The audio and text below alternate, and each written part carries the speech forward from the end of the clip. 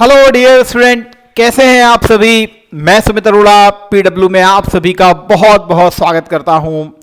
Dear student, आपको पता है कि हम लोग लगातार मॉडर्न हिस्ट्री के ऊपर सीरीज को लेकर के आ रहे हैं आपके लिए, और मैं भी बहुत ही ब्रॉड लेवल पर सीरीज आपके लिए डेवलप कर रहा हूं।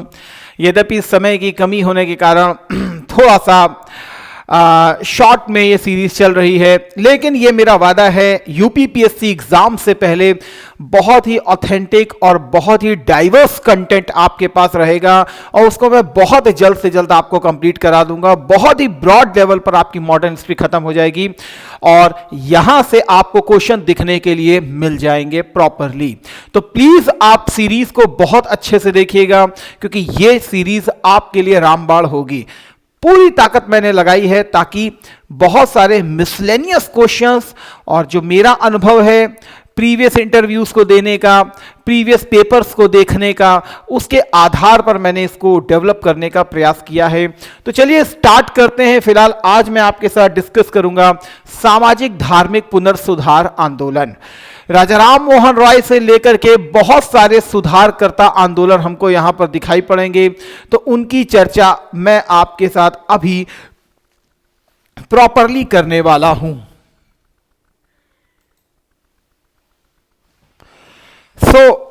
प्रीवियस क्लासेस में हम देख चुके थे, लेक्चर थर्ड को भी देख चुके थे हम लोग, जिसमें हमने, आपको मालूम है, मराठा साम्राज्य, सिख साम्राज्य, इसको हम प्रॉपरली देख चुके थे। और आज थोड़ा सा लेक्चर नंबर 4 देखेंगे, बेसिकली सोशियो रिलीजियस मूवमेंट को देखेंगे। आपको भी मालूम है सोशियो रिलीजियस मूवमेंट बेसिकली 1813 से 1800 के फेज से स्टार्ट हो जाते हैं, जब औद्योगिक चरण स्टार्ट होता है। खासकर 1813 का जो अधिनियम था, उसके द्वारा अंग्रेजों ने प्रॉपरली जो ब्रिटिश ईस्ट इंडिया कंपनी थी उसके एकाधिकार को तोड़ा था, चाय और चीन के व्यापार को छोड़ करके। इसके अलावा 1 लाख रुपए का प्रोविजन किया गया था एजुकेशन के लिए। साथ ही क्रिश्चियन मिशनरीज जो थी उनको ऑफिशियली उन्होंने अब अलाउ कर दिया था। यद्यपि अभी तक ऑफिशियली अलाउ नहीं थे, लेकिन अब वो ऑफिशियली अलाउ हो चुके थे। यहीं से आपको मालूम है आंग्ल बनाम देशी भाषा का भी विवाद स्थापित हो चुका था, जिसे आप प्राच्यवाद और ओरिएंटलिस्ट के रूप में देखते हो। तो इस चीज़ों को हमने देखा था, लेकिन आज हमारे लिए जो सबसे इंपॉर्टेंट है वो है धार्मिक सामाजिक सुधार पुनर्जागरण आंदोलन। पुनर्जागरण का मतलब क्या? भारत अभी तक सो रहा था, अब क्या फिर से जागने वाला है? जी हां, वो जागने वाला है। सती प्रथा को रोकने के क्षेत्र में, विधवा व्यवस्था को बढ़ावा देने के क्षेत्र में, बाल विवाह को रोकने के लिए, अंतरजातीय विवाह को बढ़ावा देने के लिए, दलित उत्थान के लिए, और बाकी बहुत सारे जितने जितने हमें एंगल दिखेंगे, लीगल रिफॉर्म्स के लिए, तो बहुत सारी चीज़ें हमको दिखाई पड़ेंगी, जहां पर मेनली हमको समाज में एक उत्थान होता हुआ दिखाई देगा। अच्छा, इनकी सबसे बड़ी प्रेरणा क्या होगी? इनकी सबसे बड़ी प्रेरणा जो होगी, भारतीय शास्त्र ग्रंथ होंगे, जिसमें वेदास सबसे इंपॉर्टेंट होंगे, उपनिषदास बहुत ज़्यादा इंपॉर्टेंट होंगे, क्योंकि आपको मालूम है उपनिषद भारत में सबसे ज़्यादा लॉजिकल थिंकिंग को बढ़ावा देने के लिए जाने जाते हैं। फिलहाल सामाजिक धार्मिक सुधार आंदोलन की शुरुआत जो होती है वो बेसिकली राजा राम मोहन रॉय से हम लोग करते हैं। तो स्टार्ट करते हैं राजा राम मोहन रॉय जी को। राजा राम मोहन रॉय, मॉडर्न इंडिया। राजा राम मोहन रॉय धार्मिक सुधार आंदोलन की परिधि के केंद्र में हमको दिखाई पड़ते हैं। भारतीय पुनर्जागरण के जनक कहलाते हैं, आधुनिक भारत के निर्माता कहलाते हैं, युग पुरुष की उपाधि इनको पूरी तरीके से दी जा सकती है, नवजागरण के पिता कहलाते हैं, दैट इज राजा राम मोहन रॉय। किस लिए सबसे इंपॉर्टेंट है? सबसे इंपॉर्टेंट चीज है वैज्ञानिक सोच को बढ़ावा देने के लिए, मानवीय गरिमा को बढ़ावा देने के लिए। सबसे इंपॉर्टेंट चीज क्या है? अकेश्वरवाद, मोनोथिज्म को प्रमोट करने के लिए, उपनिषदों को प्रमोट करने के लिए। उपनिषद आपको मालूम है भारतीय शास्त्र, भारतीय आध्यात्मिक चिंतन के सबसे ज्यादा लॉजिकल ग्रंथ माने जाते हैं, जिसमें ना केवल मोक्ष बल्कि एथिक्स, आत्मा का सिद्धांत, सारे सिद्धांत हमको यहां पर दिए गए हैं। बृहदारण्यक उपनिषद में भी अगर आप देखें तो आपको तमसो मां अस्तो मां सद्गम्या, तमसो मां ज्योतिर्गम्या का सिद्धांत आपको दिया गया है। एथिक्स का भी सिद्धांत आपको उपनिषदों में दिख जाएगा। मोक्ष की अवधारणा दी गई है और मोक्ष को प्राप्त करने के लिए इंडिविजुअल प्रयासों की भी आवश्यकता को बताया गया है। तो उपनिषद सबसे इंपॉर्टेंट है, मूर्ति पूजा के विरोधी हैं। अर्थहीन अनुष्ठानों का सभी जितने भी आने वाले हैं हमारे सामने थिंकर्स, वो सभी इसका विरोध करेंगे। अर्थहीन अनुष्ठान, कर्म कांड, इवन आज भी आज आर्टिकल 51A को देखें तो वहां पे वैज्ञानिक चिंतन, लॉजिकल थिंकिंग को बढ़ावा देने की बात की गई है। तो ये सारी चीजें हम देखेंगे इनके में। यहां पर मैंने राजा राम मोहन रॉय के बारे में बहुत सारे इंपॉर्टेंट पॉइंट्स लिखे हैं जो डायरेक्टली आपके एग्जाम से संबंधित हैं। खासकर इनकी बुक्स को देखिए, ये पहले भी पूछी जा चुकी हैं, स्टिल अभी भी रेलिवेंट बनी हुई हैं। सबसे पहली किताब मैंने लिखी है तोहफत उल मुवाहिदीन, तोहफत उल मुवाहिदीन, जो कि बेसिकली 1809 में इनके द्वारा लिखी गई थी। फारसी भाषा में लिखी गई है, याद रखिएगा किस भाषा में लिखी गई है, सर फारसी भाषा में लिखी गई है। पहले भी इसकी भाषा को लेकर के क्वेश्चन आ चुका है। तोहफत उल मुवाहिदीन किस भाषा में है? फारसी भाषा में लिखी गई है। 1820 में इन्होंने प्रिसेप्ट ऑफ जीसस किताब लिखी थी, प्रिसेप्ट ऑफ जीसस किताब लिखी थी, जो कि 1823 में लंदन से प्रकाशित हुई थी, ना कि भारत से। प्रिसेप्ट ऑफ जीसस में इन्होंने चमत्कारिक शक्तियों का विरोध किया था, जबकि जो ओल्ड टेस्टामेंट है उसके नैतिकता की शिक्षाओं पर यहां पर बेसिकली फोकस किया था, ईसा मसीह की नैतिकता की शिक्षाओं पर फोकस किया था। इसके अलावा इनकी एक किताब और है, डेट इज मिरात उल अखबार, ये भी आ चुका है, 1822 में प्रकाशित की गई मिरात उल अखबार फारसी भाषा में लिखित किताब है, फारसी भाषा में लिखित यह किताब है।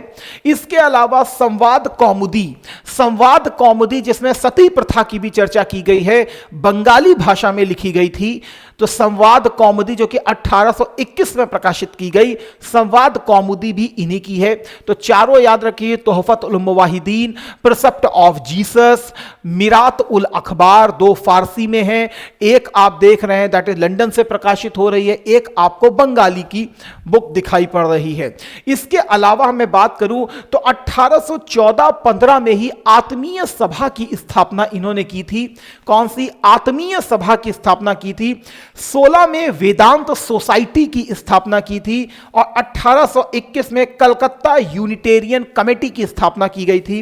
1828 में ब्रह्म सभा की स्थापना की गई, 1828 में ब्रह्मो सभा की स्थापना की गई, 14-15 में आत्मीय सभा की स्थापना की गई, 16 में वेदांत सोसाइटी की स्थापना की गई। इसके अलावा मैं देखूं तो 1817 में ही कलकत्ता हिंदू कॉलेज की स्थापना की गई थी। डच घड़ी साज डेविड हेयर के सहयोग से इसकी स्थापना की गई थी। वेदांत कॉलेज पहले भी आ चुका है, स्थापना 1825 में की गई थी। वेदांत राजा राम मोहन रॉय सती प्रथा को एबॉलिश कराने में सबसे बड़े पुरोधा के रूप में हमको दिखाई पड़ते हैं।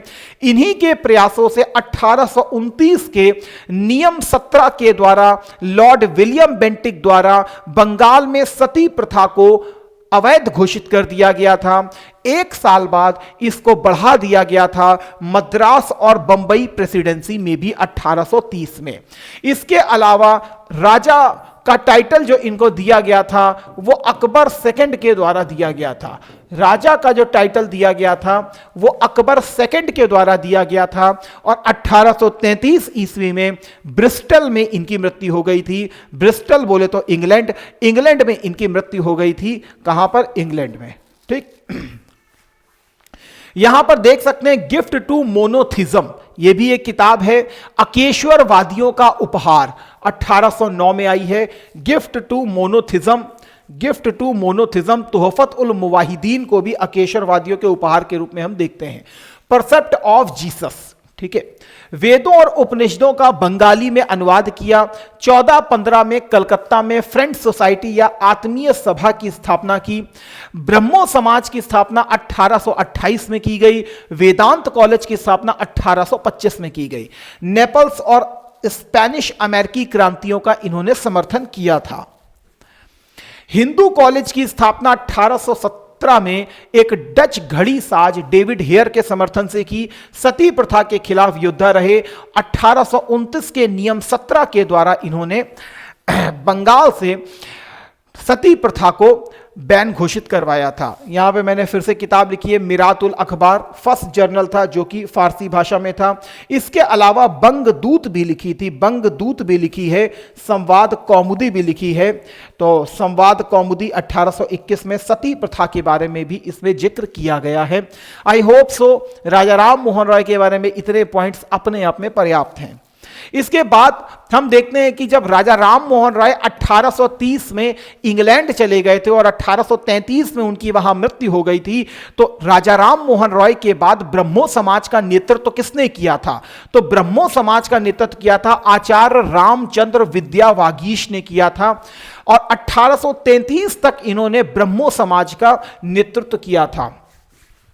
इनके बाद जो नेतृत्व किया था वो द्वारिका नाथ टैगोर ने किया था 1843 तक, और 1843 के बाद देवेंद्र नाथ टैगोर ने बकायदा इसका नेतृत्व करना स्टार्ट किया था।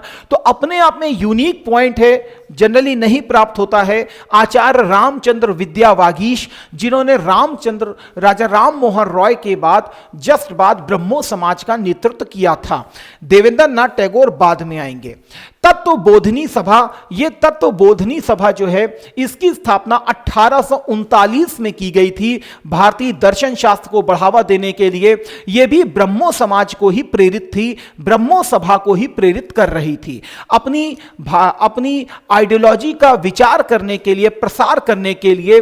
तत्वबोधिनी सभा जिसकी स्थापना देवेंद्र नाथ टैगोर जी के द्वारा की गई थी, उन्होंने बंगाली भाषा में तत्वबोधिनी पत्रिका की स्थापना की थी। किस भाषा में? बंगाली भाषा में तत्वबोधिनी पत्रिका की स्थापना की थी। याद रखिएगा, यूपीएससी में यह क्वेश्चन पूछा गया सीडीएस में कि किस भाषा में की गई थी तत्वबोधिनी पत्रिका, तो बेसिकली किस भाषा में की गई थी? बंगाली में। वही चीज आएगा विडो रीमैरिज को प्रमोट करना, वुमेन एजुकेशन को प्रमोट करना, बहुविवाह सिस्टम को हटाना। इसके बाद हम देखेंगे केशव चंद्र सेन। केशव चंद्र सेन साफ साफ कह रहे हैं शिक्षा सभी बुराइयों को दूर करने वाली एक सबसे असरकारक दवा है। ना केवल इसके द्वारा इंटेलेक्ट को इंप्रूव किया जाता है, बल्कि चरित्र को भी शुद्ध किया जा सकता है। यह अपने आप में हीरो भी है, यह अपने आप में विलन भी है। हीरो इस कारण से क्योंकि ये इन्हीं की प्रेरणा से जो पुनर्जागरण ब्रह्मो समाज का जो आइडियोलॉजी है वो बंगाल से बाहर निकलेगा, वो यूपी जाएगा, वो बंबई जाएगा, वो पंजाब जाएगा, मतलब आइडियोलॉजी इनकी फैलेगी। तो इस कारण ये हीरो कहलाएंगे। और विलन क्यों कहलाएंगे उसके लिए भी हम देखेंगे। केशव चंद्र सेन 1856 में ब्रह्म समाज के आचार्य नियुक्त किए गए थे।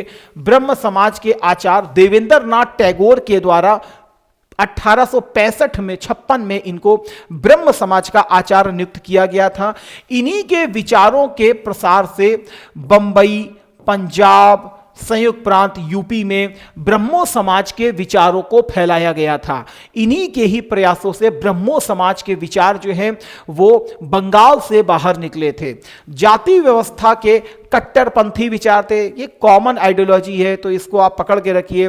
विधवा विवाह का समर्थन, बहु विवाह को मान्यता ना देना, बाल विवाह को हतोत्साहित करना, महिला शिक्षा को प्रमोट करना, तो ये सारी चीजें कॉमन आपको दिखाई पड़ेंगी। अंतर्जातीय विवाह के सबसे ज्यादा पक्षधर थे। अब इनकी जो सभा होती थी इसमें केवल ब्रह्मो समाज नहीं बल्कि ईसाई, दूसरे धर्मों के लोगों, दूसरे धर्मों को भी ज्यादा से ज्यादा प्रचारित किया जा रहा था। इसीलिए 1865 में इनको आचार्य के पद से ही निष्कासित कर दिया गया। इनको आचार्य के पद से ही निष्कासित कर दिया गया। 56 में अपॉइंट हुए आचार्य और 65 में इनको आचार्य के पद से निष्कासित कर दिया गया। इसके पश्चात वही लिखा हुआ है 1865 में आचार्य के पद से इनको निष्कासित कर दिया गया और इन्होंने तुरंत आदि ब्रह्मो समाज और भारतीय ब्रह्म समाज की स्थापना की। आदि ब्रह्म समाज और भारतीय ब्रह्म समाज की स्थापना की। इन्हीं के प्रयासों का परिणाम था, इन्हीं के प्रयासों का परिणाम था कि 1872 में ब्रह्म विवाह अधिनियम भी पारित करवाया गया। ब्रह्म विवाह अधिनियम भी पारित करवाया गया। इस ब्रह्म विवाह अधिनियम के माध्यम से अंतरजातीय विवाहों को बढ़ावा दिया गया और साथ ही विधवा पुनर्विवाह को भी बढ़ावा दिया गया था। किंतु 1878 में भाई साहब ने 12 साल की अपनी बेटी का विवाह कूच बिहार के राजा के साथ कर दिया था। यह आदमी जो कि बाल विवाह का विरोधी हुआ करता था, सही समय देखने पर अपनी बेटी का भी विवाह कर दिया, तो कथनी और करनी में बहुत बड़ा अंतर आ गया। इसी कारण इनको फिर से ब्रह्म समाज का बंटवारा हो गया और इसके बाद फिर केशव चंद्र से इनका काम खत्म। भारत के ब्रह्म समाज की स्थापना, ठीक है, हो गया यह 1866 वाली थी। इसके बाद आ गया दैट इज ईश्वर चंद्र विद्यासागर। ईश्वर चंद्र विद्यासागर बंगाल के एक महान पुरोधा के रूप में हमको दिखाई पड़ते हैं। जिस प्रकार राजा राम मोहन राय का योगदान सती प्रथा के खिलाफ बहुत ही अप्रतिम था, वैसे ही ईश्वर चंद्र विद्यासागर का योगदान विधवा पुनर्विवाह के लिए अप्रतिम था। इन्होंने कलकत्ता में एज अ प्रिंसिपल के रूप में भी ये अपॉइंट किए गए। गैर ब्राह्मणों के लिए संस्कृत महाविद्यालय के दरवाजे खोले। देखिए, संस्कृत पहले गैर ब्राह्मण जो निम्न जातियां हुआ करती थी, महिलाएं हुआ करती थी, ये संस्कृत नहीं पढ़ा करती थी, तो इन्होंने 35 से ज्यादा कन्या महाविद्यालयों की स्थापना कराई और संस्कृत के दरवाजे उनके लिए खोल दिए। इवन संस्कृत से बांग्ला में इन्होंने बकायदा एक वर्णमाला भी पूरी लिखी थी। विधवा पुनर्विवाह के पक्के समर्थक थे और बेथून कॉलेज के सचिव के रूप में जब इनको नियुक्त किया गया था, बेथून कॉलेज के सचिव के रूप में भी इनको नियुक्त किया गया था। इन्हीं को father of modern Bengali prose भी कहा जाता है। Father of modern Bengali prose भी कहा जाता है। 1856 का हिंदू विधवा पुनर्विवाह अधिनियम, हिंदू विधवा पुनर्विवाह अधिनियम इन्हीं के ही प्रयासों से पारित करवाया गया था और लॉर्ड कैनिंग के समय में इस पर हस्ताक्षर कर दिए गए थे। लॉर्ड कैनिंग के समय में इस पर हस्ताक्षर कर दिए गए थे। इसके बाद आता है young Bengal movement. Young Bengal movement, young Bengal movement start किसके द्वारा किया गया था? Henry Vivian Derozio. मैं थोड़ा सा डार्क कर देता हूं थोड़ी देर के लिए। हेनरी विवियन डेरोजियो, यह आपको दिखाई पड़ रहा है। इसकी किताब का नाम क्या है? That is a walk by moon light. A walk by moon light. Vivian Derozio 1809 में जन्म होता है, 1831 में इसकी डेथ हो जाती है कलकत्ता में ही। एक पोएट है, असिस्टेंट हेडमास्टर था हिंदू कॉलेज का। ये हिंदू कॉलेज वही है जिसकी स्थापना 1817 में राजा राम मोहन राय ने डेविड हेयर के सहयोग से की थी। रेडिकल थिंकर है, बहुत ही क्रांतिकारी विचारक है। First Indian educator to disseminate western learning and science among. Actual में इसके पिताजी भारतीय थे, इसकी माताजी जो थी वो अंग्रेज हुआ करती थी। फ्रांसीसी क्रांति से बहुत ज्यादा प्रभावित है और वैसे भी इंग्लिश मदर है तो ऑब्वियस सी बात है कि बहुत अच्छे से इंटेलेक्चुअल इसको माइंड को डेवलप किया होगा। तभी तो यार 1809 में 31 में चल बसा। इसके बाद असिस्टेंट हेडमास्टर तक हिंदू कॉलेज में अपॉइंट कर दिया गया, तो बहुत बड़ी बात थी अपने आप में। तो फ्रांसीसी क्रांति से सबसे ज्यादा प्रभावित था। फ्रांसीसी क्रांति के आदर्श क्या थे? स्वतंत्रता, समता और बंधुता। स्वतंत्र रूप से चिंतन करने के लिए सभी अपने अनुयायियों को बोला करता था। नारी के अधिकार को लेकर के सबसे बड़ा उस समय का रेडिकल थिंकर यही आदमी हुआ करता था। देखेंगे इसकी कुछ बातें। माफ कीजिएगा, फिलहाल इतनी चीज मैंने अंग्रेजी में ही लिखी हुई है। फ्रांसीसी क्रांति से सबसे ज्यादा प्रभावित था। अपने जो स्टूडेंट्स थे उनको साफ साफ कहता था स्वतंत्र रूप से चिंतन करो, लॉजिकल थिंकिंग करो, अंधभक्त मत बनो, किसी भी प्रकार से कहीं कहीं सुनाई बातों पर यकीन मत करो, हर अथॉरिटी से क्वेश्चन करना सीखो, स्वतंत्रता, समता, बंधुता की तरफ जाओ, फालतू के रीति रिवाज, कर्म कांडों को बिल्कुल खारिज कर दो। डेरोजियो जो था वुमेन्स राइट और एजुकेशन का सबसे बड़ा सपोर्टर था उस समय का, सबसे बड़ा सपोर्टर था उस समय का। Derozio was the first nationalist poet of modern India, आधुनिक भारत का प्रथम राष्ट्रवादी कवि था, आधुनिक भारत का प्रथम राष्ट्रवादी कवि था। इस चीज को भी याद रखिएगा, पहले भी पूछा जा चुका है। आधुनिक भारत का प्रथम राष्ट्रवादी कवि था कौन? Henry Vivian Derozio. यहां मैंने लिखा हुआ है, देखिए सुरेंद्र नाथ बनर्जी ने क्या कहा है इनके बारे में, सुरेंद्र नाथ बनर्जी ने क्या कहा है इनके बारे में, आधुनिक सभ्यता का अग्रदूत।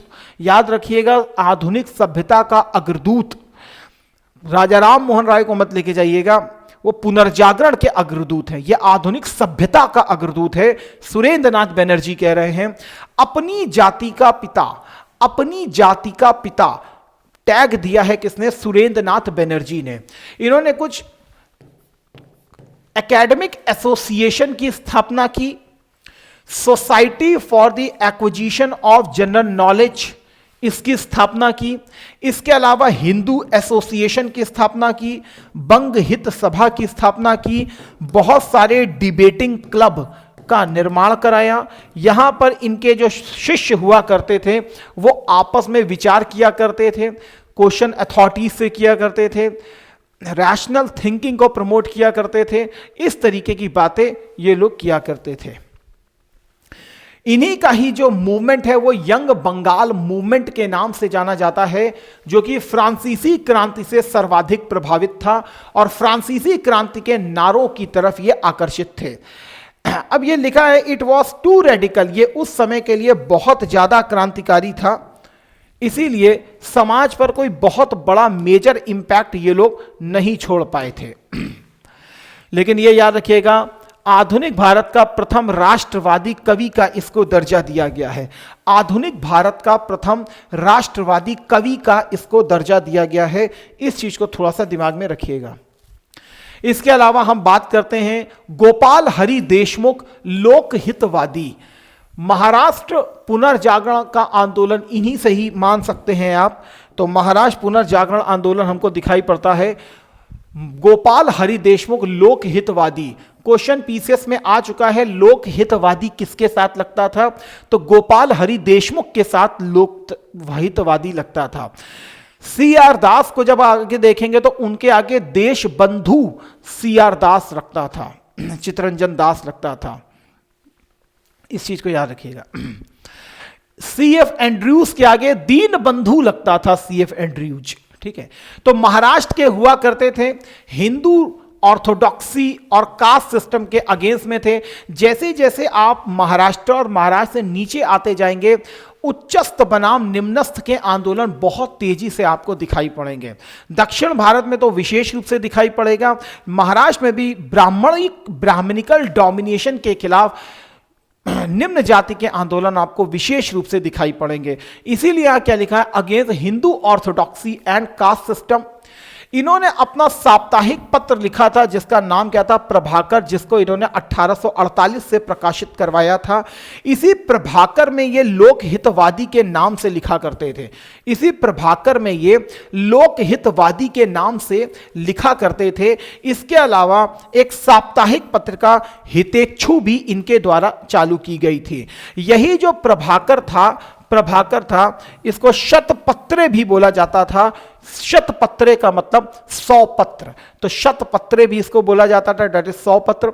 साप्ताहिक पत्रिका प्रभाकर के लिए लिखते थे। साप्ताहिक पत्रिका हितेच्छु, हिंदी में लिखेंगे तो दिस वन इज हितेच्छु। ठीक है ना, हितेच्छु लिखा हुआ है, हितेच्छु कर दो ना। ठीक, हितेच्छु। इसके बाद आता है गोपाल कृष्ण गोखले। गोपाल कृष्ण गोखले आपको मालूम है महात्मा गांधी के पॉलिटिकल गुरु हैं, जबकि गोपाल कृष्ण गोखले के गुरु कौन है? महादेव गोविंदा रानाडे। कौन है? सर महादेव गोविंदा रानाडे, इनके पॉलिटिकल गुरु हमको दिखाई पड़ेंगे। तो महादेव गोविंदा रानाडे की ही हेल्प से इन्होंने सर्वेंट्स ऑफ इंडिया सोसाइटी की स्थापना की थी। याद रखिएगा 1905 में, पहले भी बहुत बार पूछा गया है। इनके द्वारा एक पत्रिका की स्थापना की गई, दैट इज हितवादी। हितवादी इनकी पत्रिका थी। सर्वेंट्स ऑफ इंडिया सोसाइटी की इन्होंने स्थापना की है। भारत का सेवक समाज, इस तरीके से इनकी किताब है। 1905 में इसको प्रकाशित किया गया था, की स्थापना की गई थी, सॉरी। महादेव गोविंद रानाडे इनके पॉलिटिकल गुरु हैं। तो प्लीज थोड़ा सा नाम याद रखिएगा, गोपाल कृष्ण गोखले का। इसके अलावा बात करते हैं महात्मा ज्योतिबा राव फूले, गुलामगिरी इनकी किताब थी। प्रकाशित कब हो रही है? 1872 में इनकी किताब प्रकाशित हो रही है। मैंने बिल्कुल एक्सक्लूसिव इनको बिल्कुल खोज करके रखा हुआ है ताकि आपको मदद, किसी प्रकार की प्रॉब्लम ना हो, ठीक है। ज्योतिबा राव फूले बेसिकली महाराष्ट्र से आते थे, माली कम्युनिटी से संबंधित थे।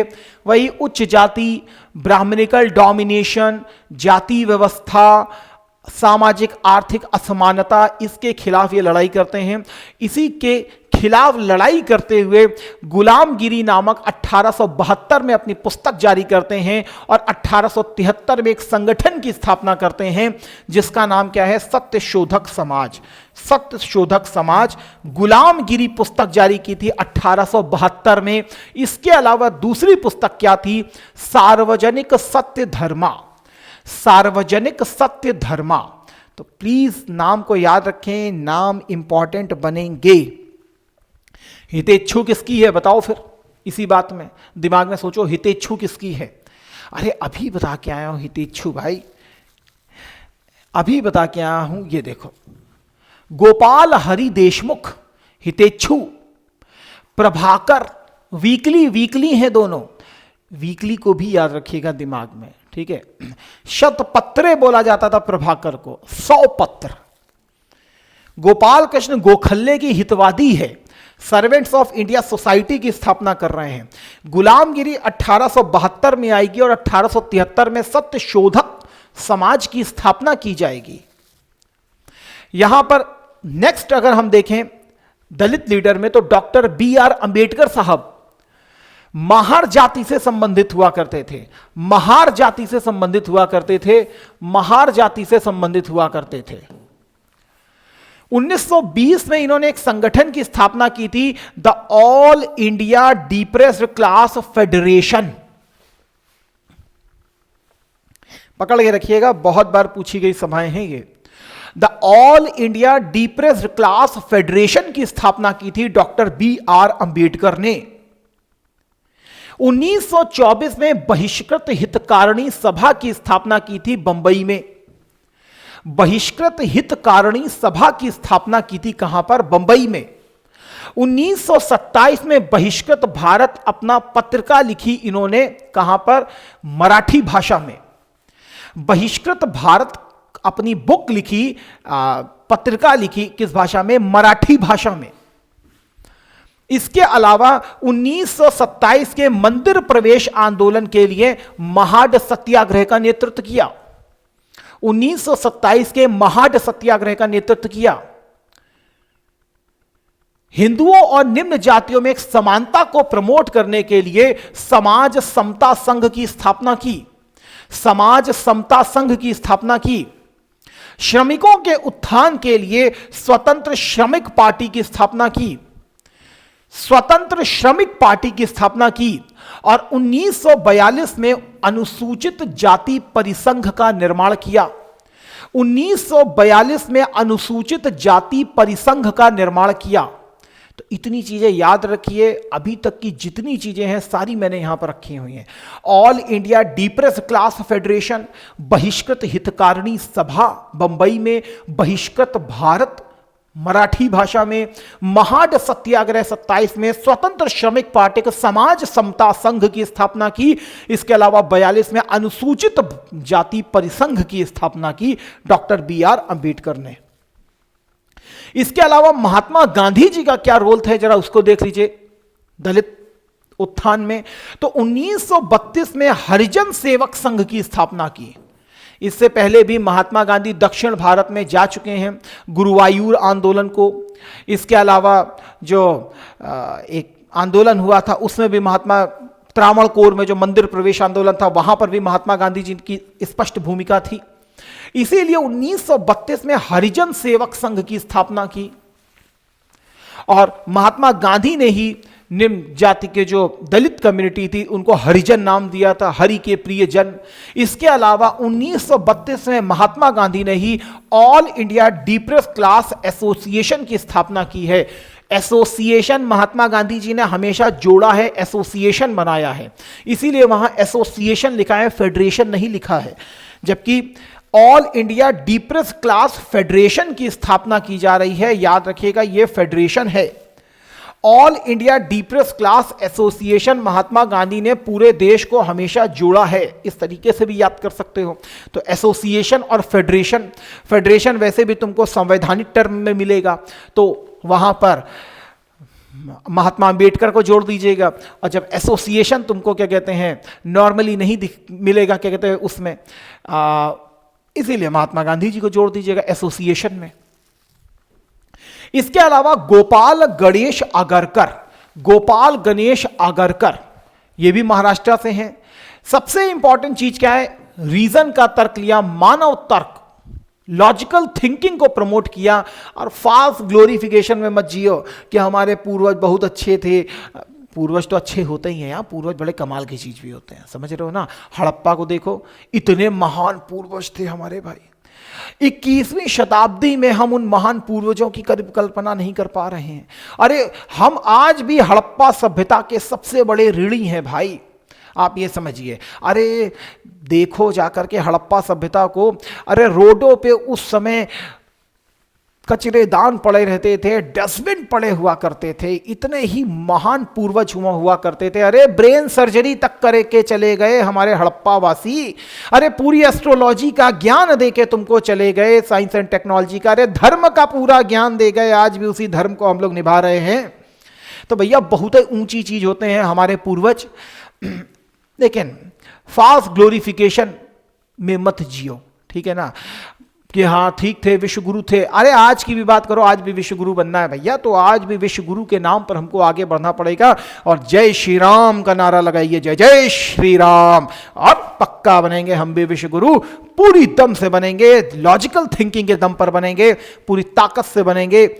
हमेशा मानव तर्क को ही मजबूती दी जाती है। तो विवेक से सोचिए, दिमाग से सोचिए और हर आदमी से क्वेश्चन करने की प्रोबेबिलिटी रखिए, पूरी ताकत रखिए, क्योंकि लॉजिकल थिंकिंग के द्वारा ही मानव का उत्थान तय होता है। क्योंकि जब लॉजिकल थिंकिंग है तभी आपके पास ज्ञान है, तभी ज्ञान का सही सदुपयोग है और उस सदुपयोग के माध्यम से मानव जाति का कल्याण है। तो सीधी सी बात है, फाल्स ग्लोरिफिकेशन पर मत जिए।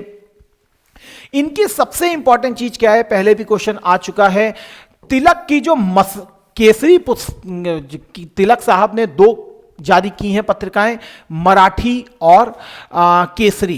केसरी जो है वो बेसिकली मराठी में हुआ करता था, मराठा पत्रिका जो हुआ करती थी वो अंग्रेजी में हुआ करती थी, ठीक है ना। तो केसरी मराठी में हुआ करती थी, तो इसके फर्स्ट एडिटर ये गोपाल गणेश आगरकर ही थे।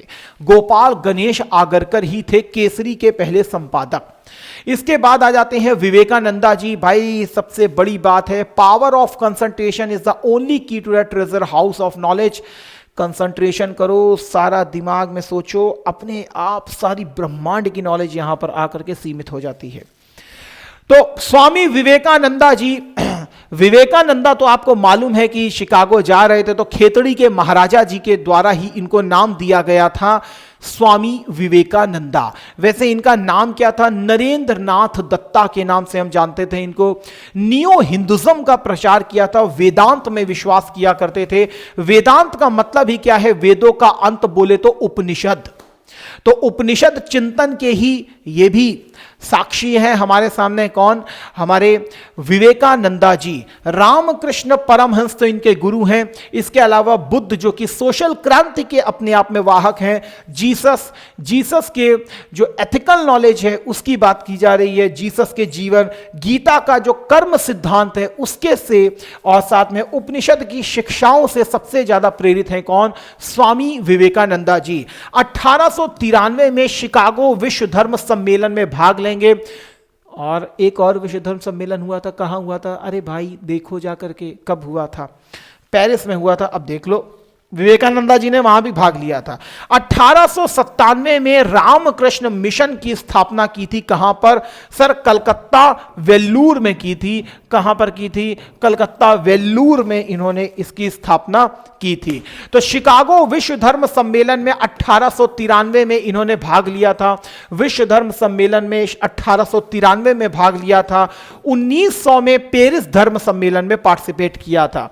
तो शिकागो हम बहुत आसानी से जानते हैं, पेरिस धर्म सम्मेलन हमको याद नहीं रहता है।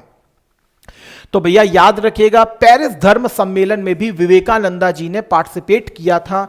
इनको तूफानी भ्रमण करने वाला साधु भी कहा गया था न्यूयॉर्क में। न्यूयॉर्क के जो पश्चिमी विचारक थे इनको तूफानी भ्रमण करने वाला साधु भी कहा था। 1896 में न्यूयॉर्क में ही वेदांता सोसाइटी की स्थापना की थी। वेदांता का मतलब क्या हुआ? वेदांत बोले तो उपनिषद। ऑब्वियस सी बात है, वेदों के अंत के बाद क्या लिखा गया? उपनिषद। तो दैट इज अ वेदांत का मतलब ही क्या हुआ? दैट इज उपनिषद। तो वेदांत सोसाइटी की इन्होंने स्थापना की थी। सुभाष चंद्र बोस जी ने इनके बारे में कहा था, आधुनिक राष्ट्रीय आंदोलन के ये आध्यात्मिक पिता हैं। आधुनिक राष्ट्रीय आंदोलन के ये आध्यात्मिक पिता हैं कौन? स्वामी विवेकानंद महाराज जी, जिनका भगवान एक दरिद्र नारायण की सेवा में रहते थे। और सबसे बड़ी बात है, मानव मात्र की सेवा ही ईश्वर की सेवा है, ऐसा नारा हमको देते हैं विवेकानंदा जी। भारत का आध्यात्मिक राजदूत भी इनको कहा जाता था। इसके अलावा इनकी कुछ हमें बुक्स दिखती हैं, पत्रिकाएं दिखती हैं। उद्बोधन जो कि बंगाली में लिखी गई थी, बंगाली में लिखी गई थी उद्बोधन। इसके अलावा प्रबुद्ध भारत, प्रबुद्ध भारत जो कि लिखी गई थी इंग्लिश में, प्रबुद्ध भारत जो कि लिखी गई थी इंग्लिश में। और उद्बोधन ये बेसिकली लिखी गई थी किसमें? बंगाली में। इसके अलावा भक्ति योग, कर्म योग, ये तो वैसे भी इनकी बुक्स हैं। गुरु कौन है इनके? रामकृष्ण परमहंस, जिनको गदाधर चट्टोपाध्याय भी कहा जाता था, जिनका नाम गदाधर चट्टोपाध्याय भी कहा जाता था। महाकाली, काली माता के विशेष रूप से भक्त हुआ करते थे, पुजारी हुआ करते थे रामकृष्ण परमहंस जी। और इनको एक उपाधि दी गई थी, दक्षिणेश्वर के संत की उपाधि दी गई थी। किसकी उपाधि दी गई थी सर? दक्षिणेश्वर के संत की उपाधि दी गई थी। किसकी? दक्षिणेश्वर के संत की उपाधि दी गई थी। स्वामी विवेकानंदा के बारे में आप यहां पढ़ सकते हो, मैंने यहां पर हिंदी में भी लिख दिया है। नाम क्या था? नरेंद्रनाथ दत्त। नरेंद्रनाथ दत्त इनका नाम था। योग और वेदांत के हिंदू दर्शन को पश्चिम में इन्होंने पेश किया। सुभाष चंद्र बोस जी ने इनको क्या कहा? आधुनिक भारत का निर्माता, आध्यात्मिक पिता, आध्यात्मिक पिता, आधुनिक भारत का निर्माता, आधुनिक भारत का निर्माता और आध्यात्मिक पिता। खेतड़ी के राजा हुआ करते थे महाराजा अजीत सिंह। महाराजा अजीत सिंह के अनुरोध के बाद इन्होंने अपना नाम विवेकानंदा रखा था, विवेकानंदा रखा था। 97 में रामकृष्ण मिशन की स्थापना की थी। कहां पर? कलकत्ता बेल्लूर में। बेल्लूर मठ की भी स्थापना की और नियो वेदांता का प्रचार किया। नियो वेदांता का प्रचार किया। देखिए प्रीलिम्स करीब है तो पॉइंट्स के रूप में दिमाग में रखते चलिए। मैं इसी तरीके से सारा आपका कवर करा दूंगा सारा कवर करा दूंगा धीरे धीरे। तभी मैंने बहुत ही ब्रॉड लेवल पे लिया है, धीरे चल रहा हूं, लेकिन दिमाग में पूरी तरीके से होनी चाहिए मॉडर्न हिस्ट्री, कहीं से क्वेश्चन निकलने ना पाए, कोशिश पूरी यही रहेगी। इसके बाद आते हैं स्वामी दयानंद सरस्वती जी। सत्यार्थ प्रकाश इनकी बुक दिख रही है आपको। नाम क्या है? सबसे पहले ध्यान में रखिए, नाम है इनका मूल शंकर।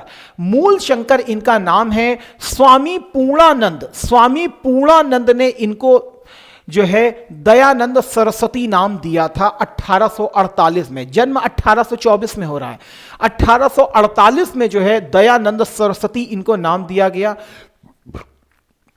इनके जो गुरु हैं स्वामी दयानंद सरस्वती के, वो कौन है? बिरजानंद जी। मथुरा में मिले थे स्वामी बिरजानंद जी, जो कि बेसिकली ब्लाइंड थे। ये इनके गुरु हैं, किसके? स्वामी दयानंद सरस्वती जी के। जितने भी सोशियो रिलीजियस मूवमेंट होंगे, सबसे बड़ा इंपैक्ट पूरी सोसाइटी के ऊपर आज भी आप देखेंगे तो आर्य समाज का ही आपको देखने के लिए मिलेगा। तो स्वामी दयानंद सरस्वती के बारे में लिखा हुआ है मैंने। आगरा में इन्होंने पाखंड खंडनी पताका संगठन की स्थापना की। 75 में बंबई में आर्य समाज की स्थापना की गई थी इनके द्वारा। 1874 में हिंदी में सत्यार्थ प्रकाश की इन्होंने किताब लिखी थी, जो कि बेसिकली केशव चंद्र सेन की ही प्रेरणा से लिखी गई थी, सत्यार्थ प्रकाश। शुद्धि आंदोलन चलाया था। शुद्धि आंदोलन, जो भी व्यक्ति इस्लाम में और ईसाइयत में चला गया है वो वापस अपने धर्म में आ जाए, दैट इज अ शुद्धि आंदोलन। इनकी कुछ और भी भूमिका किताबें हैं। वेद भाष्य भूमिका। प्रथम व्यक्ति है जिन्होंने स्वराज शब्द को यूज किया था। इसके अलावा 1882 में गो रक्षा समिति की भी स्थापना की थी। वेद भाष्य भूमिका, शुद्धि आंदोलन की स्थापना की थी। सत्यार्थ प्रकाश नामक जो बुक है उसको हिंदी में इन्होंने लिखा था। आगरा में पाखंड खंडनी पताका को भी लहराया। मूर्ति पूजा के विरोधी हैं, अवतारवाद के विरोधी हैं। 1875 में बॉम्बे में आर्य समाज की स्थापना की। यद्यपि दयानंद सरस्वती जी की डेथ के बाद लाला हंसराज के द्वारा लाहौर में दयानंद एंग्लो वैदिक स्कूल्स की स्थापना की जाएगी, जबकि स्वामी पूर्णानंद के द्वारा 1902 में संस्कृत में गुरुकुल कांगड़ी की स्थापना की जाएगी हरिद्वार में। याद रखिएगा बिल्कुल। दयानंद सरस्वती मूल शंकर इनका नाम है। 75 में इन्होंने आर्य समाज की स्थापना की। बुक का नाम क्या है? सत्यार्थ प्रकाश, हिंदी में है। नारा दिया था वेदों की ओर लौटो। कर्म के ऊपर बेसिकली यकीन करते हैं, वर्ण व्यवस्था के ऊपर यकीन करते हैं, पुनर्जन्म इन सब के ऊपर यकीन करते हैं। मोक्ष और नियति के विरोधी हैं। इसके बाद आता है मुस्लिमों में सर सैयद अहमद खान। सर सैयद अहमद खान अपने आप में बहुत इंपॉर्टेंट नाम है। मुस्लिमों के पुनर्जागरण के एक अग्रदूत के रूप में हमें सर सैयद अहमद खान साहब दिखाई पड़ते हैं। अलीगढ़ आंदोलन के नाम से भी जानते हैं हम। आपको मालूम है सर सैयद अहमद खान ब्रिटिश वफादार न्यायिक सेवा के सदस्य हैं। सबसे इंपॉर्टेंट चीज क्या है? 78 में इंपीरियल लेजिस्लेटिव काउंसिल के लिए भी चुने गए। नाइटहुड की उपाधि इनको दी गई थी 1888 में। 1875 में अलीगढ़ एंग्लो मॉम्डन ओरिएंटल स्कूल की स्थापना की थी। 1875 में एंग्लो मॉम्डन ओरिएंटल स्कूल की स्थापना की थी, जो कि 1878 में एंग्लो मॉम्डन ओरिएंटल कॉलेज में परिणत हो गया। और यही आगे जाकर के फिर 1920 में ऑल अलीगढ़ मुस्लिम यूनिवर्सिटी के रूप में तब्दील हो जाएगा। क्या किताब का नाम क्या है? तहदीब उल अखलाक। सर सैयद अहमद खान तहदीब उल अखलाक इनकी किताब है, जो कि बेसिकली लिखी गई है किसमें? फारसी भाषा में लिखी गई है। फारसी भाषा में लिखी गई है, यह आपको मालूम है। 1875 में एंग्लो मॉम्डन ओरिएंटल स्कूल की स्थापना की गई थी, जो कि 1878 में एंग्लो मॉम्डन ओरिएंटल कॉलेज में तब्दील हो गया। 1920 में अलीगढ़ मुस्लिम यूनिवर्सिटी के रूप में हमको दिखाई देता है। 64 में साइंटिफिक सोसाइटी की स्थापना की थी कलकत्ता में। साइंटिफिक सोसाइटी की स्थापना की थी। मुस्लिमों में धार्मिक शिक्षा के बजाय ये सेकुलर शिक्षा की तरफ भी प्रमोट करते थे। कुरान के अलावा सेकुलर शिक्षा के भी प्रमोट करते थे। इवन कुरान के ऊपर इन्होंने अपनी टीका भी लिखी थी। साथ ही 3 तलाक के भी विरोधी थे। मुस्लिमों में अंग्रेजी शिक्षा को कैसे बढ़ावा दिया जाए, सारा जोर इनका इसी प्रकार हुआ करता था।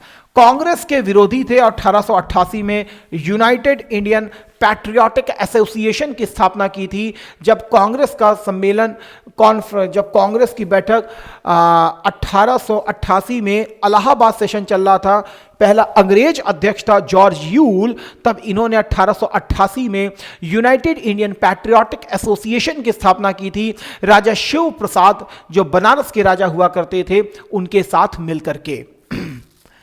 64 में साइंटिफिक सोसाइटी की स्थापना की गई है। इसके अलावा अब्दुल लतीफ बंगाल के मुस्लिम पुनर्जागरण के पिता कहलाते हैं। बंगाल के मुस्लिम पुनर्जागरण के पिता कहलाते हैं। 63 में मॉमडन लिटरेरी सोसाइटी की इन्होंने स्थापना की थी। मॉमडन लिटरेरी सोसाइटी की स्थापना की थी।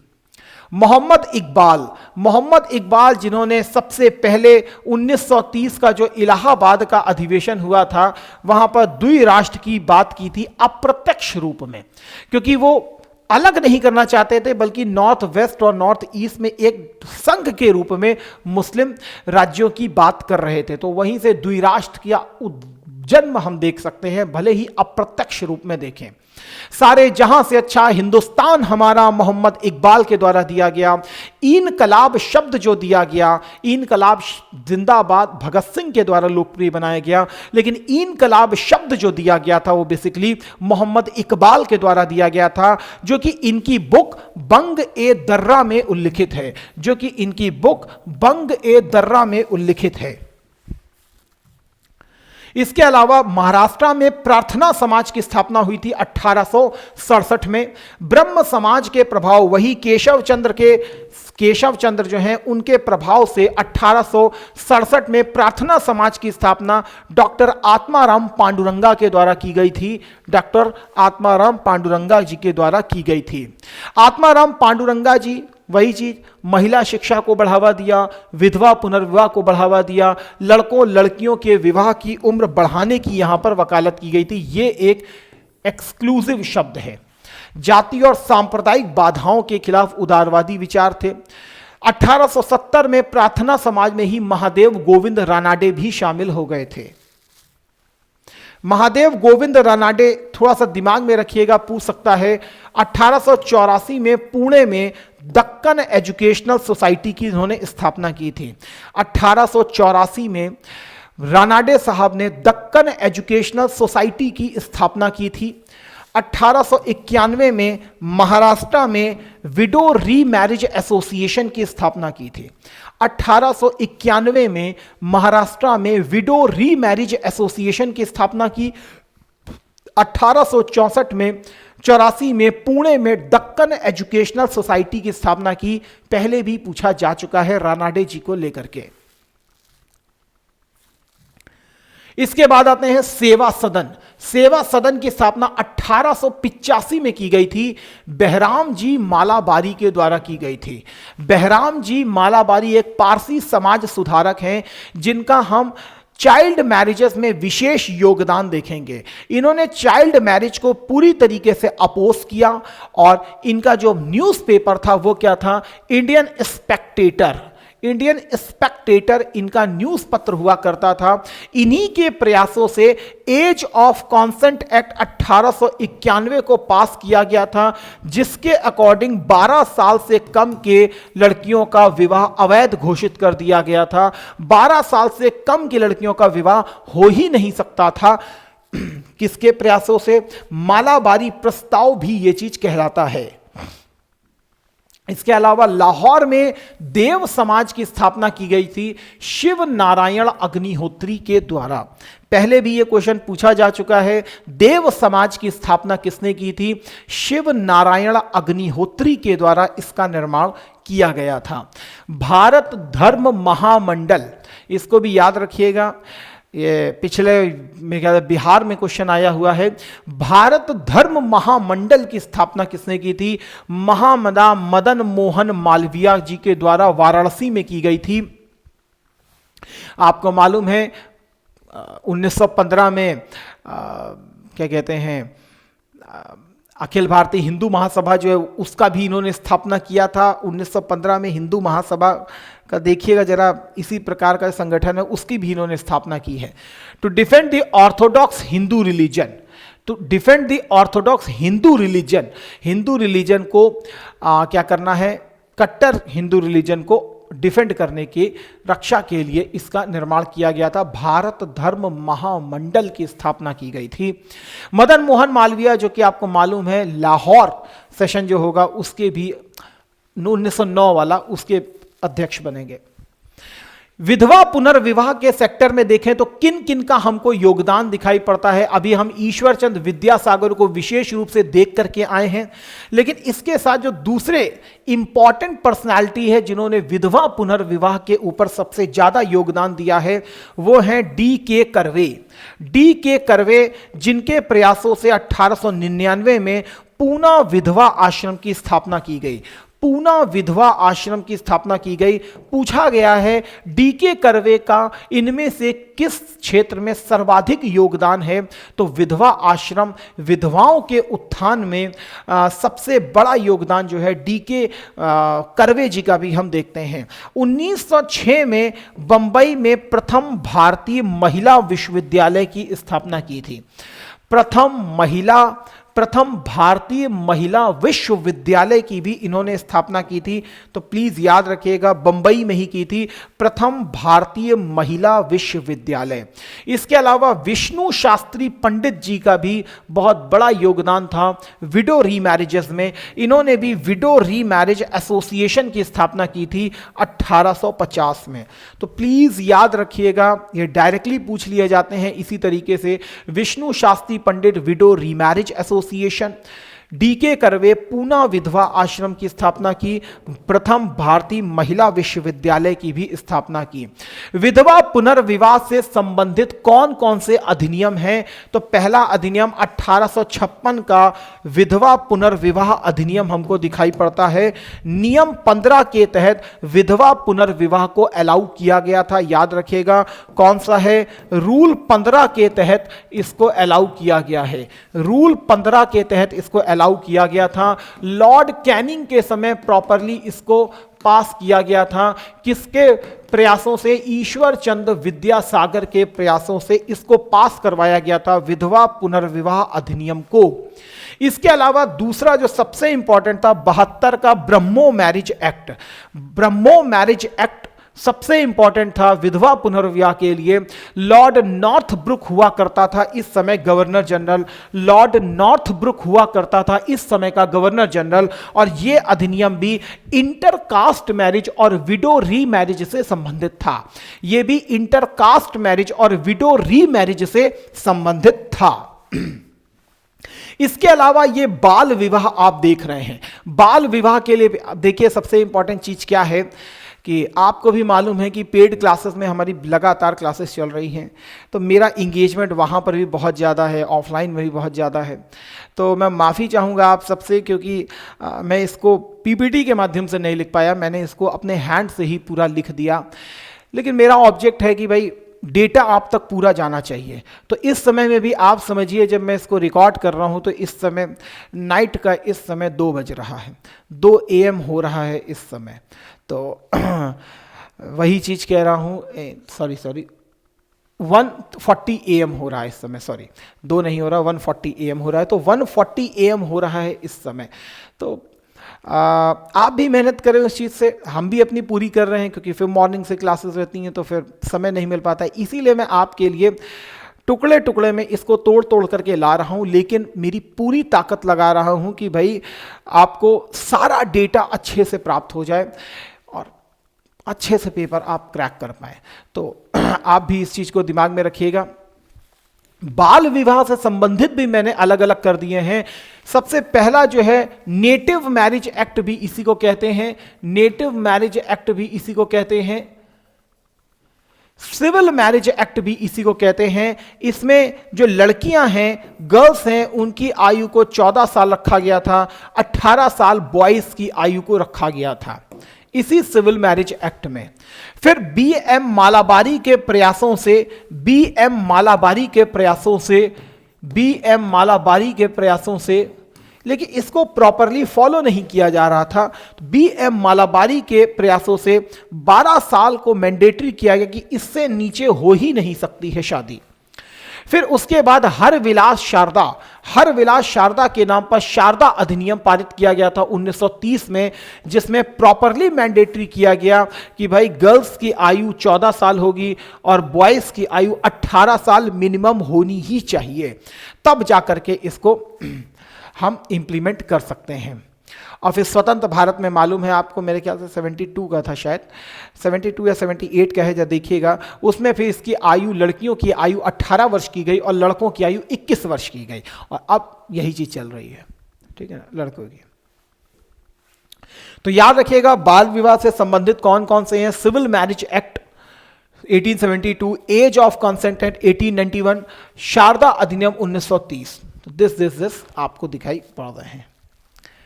इसके अलावा थोड़ा सा हम देखेंगे SNDP मूवमेंट।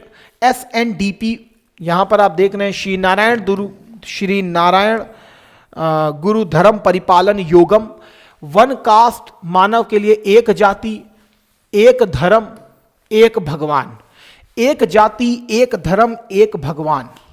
तो श्री नारायण गुरु धर्म परिपालन आंदोलन, केरल में नारायण गुरु ने अछूत एझावा समुदाय का समर्थन किया और मंदिर प्रवेश की मांग की। मंदिर में प्रवेश करने नहीं दिया जाता तो मंदिर प्रवेश की मांग की। नारा दिया मानव के लिए एक ईश्वर एक धर्म एक मानव जाति के नारे के साथ यह आंदोलन शुरू हुआ। प्रसिद्ध कवि कुमारन आसन इससे ही जुड़े हुए हैं। तो कौन जुड़ा हुआ है? नारायण गुरु। तो याद रखिएगा एझावा समुदाय का इसमें समर्थन किया गया था। मंदिर प्रवेश आंदोलन से संबंधित था। एक ईश्वर एक धर्म एक जाति का भी नारा इसी में दिया गया। इसके अलावा आत्मसम्मान आंदोलन पेरियार EV रामास्वामी। ईश्वर को धूर्तों ने बनाया, गुंडों ने चलाया, मूर्ख उसे पूजते हैं। ठीक है, क्योंकि मैंने आपको बताया कि दक्षिण भारत में विशेष रूप से उच्चस्थ बनाम निम्नस्थ का आंदोलन आप देखते हैं, तो ब्राह्मणवादी डोमिनेशन के खिलाफ आंदोलन आपको दिखाई पड़ेंगे। बेसिकली स्वाभिमान आंदोलन EV रामास्वामी नायकर ने इसकी स्थापना की, जिन्हें पेरियार भी कहा जाता है। मनुस्मृति जलाने की इसी में बात की गई। बिना पुजारियों के विवाह की बात की गई इसी में ही। पेरियार ने अपनी विचारधारा का प्रसार करने के लिए एक पत्रिका निकाली जिसे कुडी अराजू भी कहते हैं, कुडी अरासू भी कहते हैं या कुडी आरजू भी कहते हैं। पेरियार ने तमिल में रामायण की भी रचना की जिसे सच्ची रामायण भी कहा जाता है। तमिल में रामायण की भी रचना की पेरियार जी ने, उसे सच्ची रामायण के नाम से भी हम लोग जानते हैं। तो मनुस्मृति को जलाने की बात होती है, बिना पुजारियों के विवाह की बात होती है। स्वाभिमान आंदोलन से कौन जुड़े हुए हैं? आत्मसम्मान आंदोलन से कौन जुड़े हुए हैं? EV रामास्वामी पेरियार नायकर। इसके अलावा टेम्पल एंट्री मूवमेंट दक्षिण भारत में है, खासकर त्रावणकोर में हम देखेंगे। महात्मा गांधी जी ने भी त्रावणकोर में विजिट किया था। TK माधवन जी के द्वारा इसको चलाया गया था। To allow entry of lower caste in temples, temple entry movement हमें दक्षिण भारत के त्रावणकोर में हम देखने का प्रयास करेंगे। महात्मा गांधी ने खुद विजिट किया था और जो त्रावणकोर की महारानी थी उनसे बाकायदा रिक्वेस्ट की थी कि टेम्पल एंट्री सभी के लिए ओपन होनी चाहिए। इवन CV रमन पिल्लई का एक हमको नॉवेल दिखाई पड़ता है, मार्तंड वर्णन। इसमें बेसिकली नायर समुदाय के पास्ट की ग्लोरी को उजागर किया गया। नायर समुदाय जो कि क्षत्रिय समुदाय के दर्जा की लगातार मांग कर रही थी। मार्तंड वर्णा का जो CV रमन पिल्लई ने मार्तंड वर्णा उपन्यास लिखा था जिसमें नायर समुदाय के क्षत्रियत्व कार्यों का जिक्र किया गया था, क्योंकि नायर समुदाय लगातार क्षत्रिय दर्जे की भी मांग कर रही थी। तो याद रखिएगा किसका है और कौन सा समुदाय इसमें जुड़ा हुआ है मार्तंड वर्णा वाली नॉवेल से, तो नायर समुदाय जुड़ा हुआ है। इसके अलावा जस्टिस पार्टी हम देखेंगे। जस्टिस पार्टी आगे भी हमको दिखाई पड़ेगी, जो असहयोग आंदोलन का समर्थन नहीं करेगी, जो साइमन कमीशन का विरोध नहीं करेगी। कौन कौन है? P त्यागराज चेट्टी, CM नायर और TN मुदलियार। प्लीज इसके नाम को याद रखें बस, जिन्होंने ब्राह्मण्स डोमिनेशन को क्या कहते हैं वर्चस्व का विरोध किया हर जगह पे, राजनीति में भी, एजुकेशन में भी, गवर्नमेंट सर्विसेज में भी। कौन कौन जुड़ा हुआ है? पी त्यागराज, चेट्टी, नायर और मुदलियार। इसके अलावा रहनुमाई माजद्यासन सभा को हम थोड़ा सा देख लें। रहनुमाई माजद्यासन सभा पारसियों में समाज सुधार से संबंधित है। स्थापना किसने की? नौरोजी फरदोंजी, दादा भाई नौरोजी, एस बंगाली। तो पर्दा प्रथा, महिलाओं में की निम्न स्थिति, इन सबको पूरी तरीके से हटाने की बात की गई। महिला शिक्षा, इन सब की यहां पर चर्चा की गई। बंबई से स्टार्ट की गई थी बाकायदा। और जो दादा भाई नौरोजी है, इन्होंने इसके लिए अपना पत्र भी निकाला जिसका नाम क्या था? रास्त गोफ्तार। नाम क्या था? रास्त गोफ्तार। इसके अलावा मैडम B.R. कामा, ये भी पारसी महिला हैं जिन्हें भारतीय क्रांतिकारियों की मां का दर्जा दिया गया है। जर्मनी के स्टुटगार्ड में इन्होंने ही भारतीय झंडे को फहराया था सर्वप्रथम। थियोसॉफिकल सोसाइटी, रूसी महिला मैडम ब्लावात्स्की और कर्नल आलकाट जो कि अमेरिका के थे, इन्होंने न्यूयॉर्क में 1875 में इसकी स्थापना की थी और 1882 में इसका मुख्यालय जो है वो मद्रास के अडियार में स्थापित किया गया था। यह भी उपनिषदों पर फोकस करता था। सांख्य दर्शन, योग दर्शन, वेदांत, उपनिषद विचारधारा, लॉजिकल थिंकिंग, इनको माना करता था। इसके अलावा एम क्या था? यूनिवर्सल ब्रदरहुड को प्रमोट करना, सार्वभौमिक भाईचारे को प्रमोट करना। याद रखिएगा, शिकागो विश्व धर्म सम्मेलन जो 1893 में हुआ था, उसमें स्वामी विवेकानंद जी ने भी भाग लिया था। इसके साथ ही आयरलैंड की जो एनी बेसेंट हैं, उन्होंने भी पार्टिसिपेट किया था, यह भी याद रखिएगा। वहीं से प्रभावित होकर के वो फिर भारत में आई थी 1893 में। 1907 में बाकायदा थियोसॉफिकल सोसाइटी की अध्यक्षा चुनी गई थी। 1898 में इन्हीं के द्वारा सेंट्रल हिंदू कॉलेज की स्थापना की गई बनारस में, जो कि बनारस हिंदू विश्वविद्यालय के रूप में 1916 में हमको दिखाई पड़ता है। 1916 में हमको दिखाई पड़ता है महामना मदन मोहन मालवीय जी के द्वारा, लेकिन स्थापना सेंट्रल हिंदू कॉलेज के रूप में हुई थी एनी बेसेंट जी के द्वारा। ठीक है। सामाजिक सुधार के क्षेत्र में और कौन कौन सी चीजें थी? तो सती प्रथा का मैंने अभी आपको बताया कि 1829 के नियम 17 के द्वारा इसे अवैध घोषित किया गया था। लॉर्ड विलियम बेंटिक के समय में इसको पास किया गया था। लेकिन इस पॉइंट को याद रखिएगा, इसी के विरोध में राजा राधाकांत देव ने 1830 में धर्म सभा की स्थापना करके सती प्रथा का समर्थन किया था। सती प्रथा का समर्थन किया था राजा राधाकांत देव ने। तो सोचिए, समाज उस समय भी बहुत ही रिजिड मेंटेलिटी का हुआ करता होगा। इसके अलावा दास प्रथा को 1843 में एलन बरो के समय में समाप्त किया गया था। 1843 में एलन बरो के समय में समाप्त किया गया था। इसके अलावा ठगी प्रथा से भी बेंटिक जुड़े हुए हैं। ठगी बेसिकली लूट लिया करते थे लोगों को। कर्नल स्लीमैन ने ठगी प्रथा का प्रॉपरली दमन कर दिया था विलियम बेंटिक के समय में।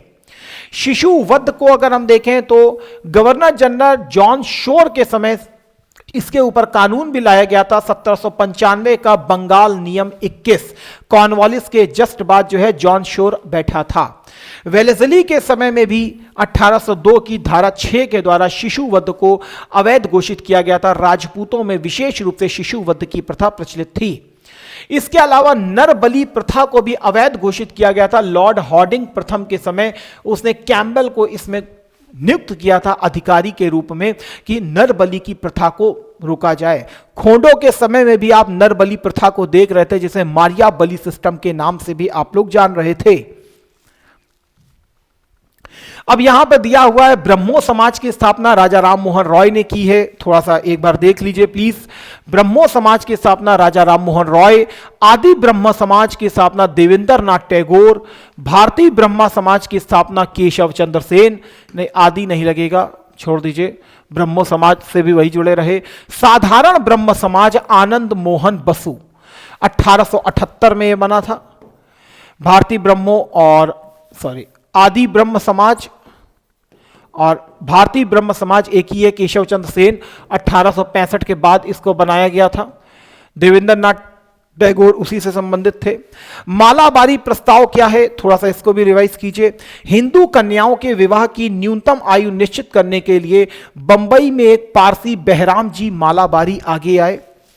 1884 में इन्होंने एक लघु पुस्तिका प्रकाशित की जिसमें हिंदू कन्या के विवाह की उम्र कम से कम 12 वर्ष होनी ही चाहिए प्रस्ताव रखा। इसी को मालाबारी प्रस्ताव कहते हैं। 1891 में वायसराय की परिषद में यह प्रस्ताव रखा। अंततः यह न्यूनतम अवस्था बिल पारित हो गया।